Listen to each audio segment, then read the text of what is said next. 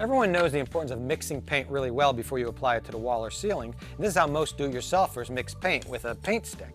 But here's a better, more effective way, and it's a paint stirrer you can pick up at any home center for $3 or $4, and you chuck it into a drill, and you mix the paint. Now the problem, of course, is if you're not really careful, you can get more paint on yourself than you'll ever get on the walls. But I've discovered a really quick and easy way to do this, and it's very neat, so you won't get any paint anywhere but keep it all in the can. You get an extra lid, and I drilled a hole in the lid slightly larger than the shaft on the mixer. Then you just put it on, put the lid on the can, tap it down, then chuck the end of the mixer onto a drill. Now when you mix it, it's very important to go all the way down to the bottom and to the top. Mix up the entire can of paint. It only takes a few seconds. Here, I'll show you. Now this tip works really well for any interior or exterior paint or even stain.